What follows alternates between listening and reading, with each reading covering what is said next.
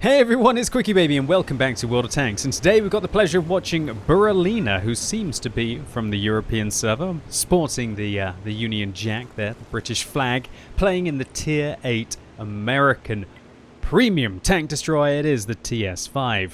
And I haven't featured this tank on the channel since it first went into the game back in April. This vehicle was part of Wargaming's Mission Marathon, so if you spent a huge amount of time playing a variety of more and more challenging stages, 10 of them in total, and you could get this tank for free. Or it just cost you a large portion of your soul or a huge amount of your time in April. Now I managed to get this on my free-to-play account purely because, well, firstly, it's a good opportunity to pick up a premium tank on my free-to-play account.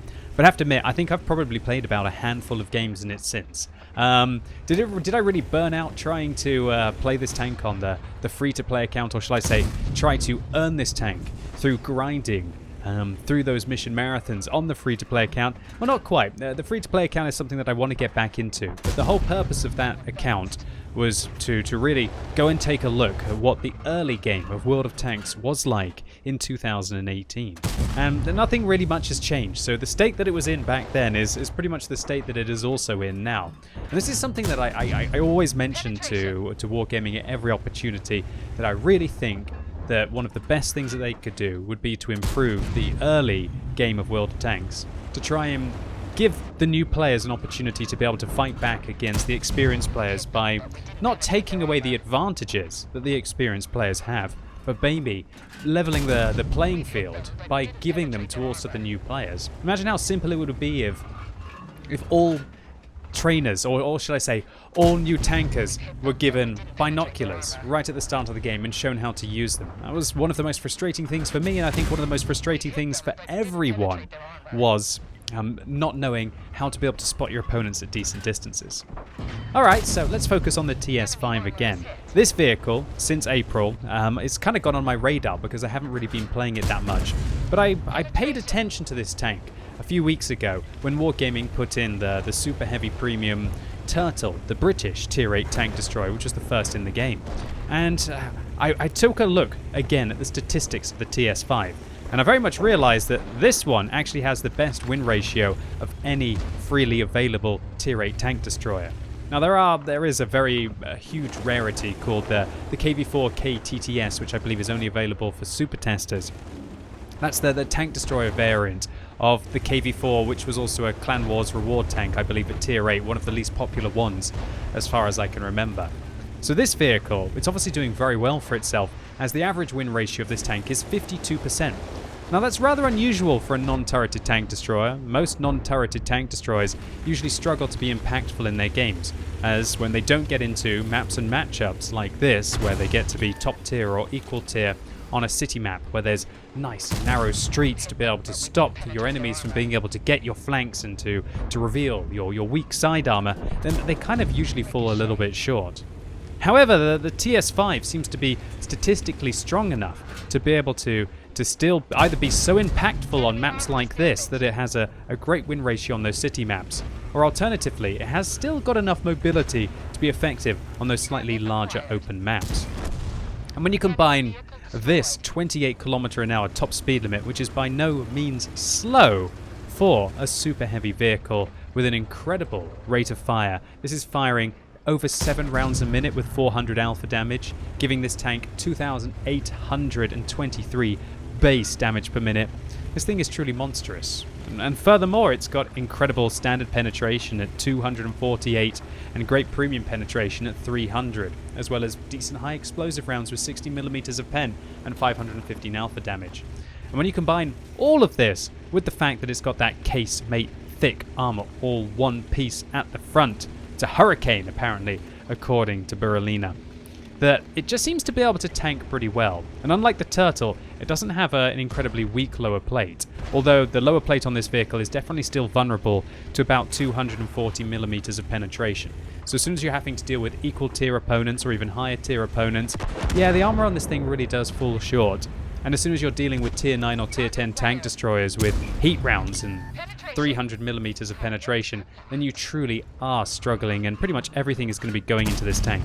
But even if that happens, you've still got 1,500 hit points, and you've got wild damage per minute, and enough penetration to be able to go through everything in the game frontally if you do load the gold. And so that's why the TS5 has just become so strong at tier 8. Penetration. And I think, as I mentioned in my Turtle review, and it still stands after playing the Turtle substantially more since that review, that I would thoroughly recommend the TS5 over the Turtle as your go-to frontal, non-turreted premium tank destroyer. It's still the best one in my opinion. Now, is the vehicle completely broken and outrageously overpowered? Well, I think I would go as far as that. Although this tank can be very frustrating to drive out in front of. It's not like an Object 268 version 4, for example, which is not only incredible frontally with ridiculous armor and having a gun which is pretty much better than all of the other heavy tanks and medium tanks in its tier, although slightly worse than the other tier 10 tank destroyers. But to have that mobility on the 268 version 4, that's what makes the tank so wild.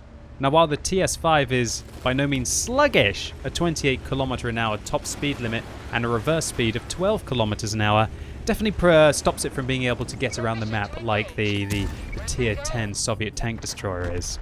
So the TS5, I haven't ever really heard anybody calling this thing, should we say, game destroying or just crazy overpowered. I think that most people don't really mind vehicles like this. You know, your slow, ambling tank destroyers. Obviously, you don't want to be sitting in front of a T-95, and you definitely don't want to be sitting in front of something like a Tortoise. And you don't want to be sitting in something like a TS5 for all the same reasons. But for me, at least, personally, and I think a lot of the World of Tanks community probably feel the same way, but definitely let me know in the comments if you disagree with me entirely. Don't really mind vehicles like this when it's their mobility and the fact that they're not super flexible that kind of holds the tank back. It's the lack of gun depression, it's the lack of gun arc, it's the lack of the turret, it's the lack of the power to weight ratio of this vehicle as it's less than 13 horsepower per ton. They kind of balance out the vehicle. And it's oh so satisfying for me to be able to engage one of these when you do manage to lock down its side and you're not shooting over the front of the tracks where this vehicle will actually be able to avoid being tracked in the first place. If you shoot here, that doesn't count as the hull. Same as on the other side. You really need to get behind it and shoot into the rear sprocket here from this side or also from the other side to really be able to dominate this tank. There's also the fact that this thing does have a cupola on top of the vehicle, and while it's not exactly awful, you can go through this cupola with about 200 millimeters of penetration, probably about 80% of the time. So actually, no, I must correct myself there. It has about 170 to 200 millimeters of effective armor, so if you've got 200 millimeters of penetration, then you're going to go through it about 50% of the time. But still, that seems like a fairly decent weak point for a vehicle like this to have. Alright, so that Scorpion G on the enemy team is loading the gold against this vehicle, and one of the shells enters from the back, but the other one bounces off the front, and that is going to allow Buralina to rip apart the lightly armored German tank destroyer with 2 high explosive rounds rolling for 538, 567, and following it up with a 45 damage roll to finish off that tank in 3 shots. If only those shells had rolled just a little bit higher, then Buralina would still have some more rounds left. Do you see the situation that they managed to get themselves into? They have 6 rounds left in the vehicle, 2 armor-piercing rounds and 4 heat rounds, and there are 4 vehicles left on the enemy team. 3 tanks and 1 self-propelled gun. And considering that ISU 152 is on 829 hit points, all of these rounds are precious. And oh, Buralina, I understand that you don't want to sit in front of a tier 8 Soviet tank destroyer that to all intents and purposes has the 152mm gun. Although, actually, no it doesn't, because Buralina got hit earlier with the 122mm variant gun there, and so it doesn't have that big old alpha damage. But still, that's almost even more devastating considering that Buralina is on low hit points and the ISU would be able to finish them off in a single shot. But with some careful marksmanship there, well, not really actually, some willy-nilly marksmanship, if I do say so myself, Buralina still manages to obliterate the Stritzfang S1, and the armor-piercing round would have been able to overmatch every single plate that the S1 had, and the heat rounds are pretty much everywhere on the vehicle, unless the tank is hyper-angled, will be able to go in, as your heat rounds do penetrate up to 85 degrees of angled armor, whereas your armor-piercing rounds, unless they will overmatch, as the 120mm caliber gun will do against the 30mm plates that the Tier 8 Swedish tank destroyer has, will only be able to go in at 70 degrees angled, unless they are 3 times your gun's caliber is 3 times the nominal thickness of the armor. Oh wow, that was a mouthful to explain, right? And it's a wonder why a lot of people struggle with some of the penetration characteristics of World of Tanks. You kind of need a bit of a degree in the subject to really know exactly sometimes what is the right ammunition to use in the right situation. Alright, so Buralina and a T-28 prototype have just absolutely carried this game. Look at that. The platoon mate that the T-28 prototype is with is the only other person in this game that's managed to pick up a kill. That's all 13 kills that have been secured so far have been amongst 3 players on Buralina's team. Now standing alone with the T-28 prototype against a GW Tiger P and a Turtle on the enemy team, this is going to be a very fitting matchup. It's the old super heavy premium tank destroyer, the TS5, versus the new one, the tier 8 British premium tank destroyer, the Turtle. Who's going to be able to win out here? Well, obviously the TS5 has the better all-round frontal protection, although probably not against premium rounds. If the Turtle can hide the lower plate, the Turtle's probably going to be better. But what the key advantage of the TS5 is being able to travel at 28 kilometers an hour, which means that Buralina has managed to outflank the Turtle, finds a round into the side, puts one right through the side of the tank, and that is a fortunate roll. 438 damage means that Buralina can save the final shot for the final remaining vehicle in the game. Having been spotted with that shell, Buralina cowers behind the building here, safe away from the GW Tiger P, now worried about what the tier 8 German self-propelled gun will be planning with their next shell. And considering Buralina was spotted, to all intents and purposes, the GW Tiger P is going to be pre-aimed on the location. And 339 hit points is not going to protect you from that big old caliber shell of the tier 8 German self-propelled gun. Alright, so the T-28 prototype, Libor and Buralina are venturing forth. Surely if they don't stand right next to each other, the GW Tiger P can only manage to kill one of them. The GW Tiger P pulls back behind the ridgeline, now able to loop the shell probably over the ridgeline and shuts down the T-28 prototype. Now, with probably about 20 seconds left before the GW Tiger P reloads, Buralina needs to get over this ridgeline as quickly as possible. Buralina travels to the right, trying to crest the ridge to try and get some form of protection between them and the tier 8 self-propelled gun. Is Buralina going to use this bush just on the left to be able to spot, or are they going to continue to go around the ridge? The bush is the play. Buralina goes into the bush, doesn't get spotted by the GW Tiger Pig, who then manages to finish off with the final remaining shell in Buralina's tank. And you can see right here, if I press my control key again, Buralina even communicates using the F8 key that ammunition is empty. That's a cracking way to end a round of World of Tanks, right? So a complete plethora of hero medals here. The Faden's medal for destroying the last remaining enemy vehicle with the final shell remaining in your tank.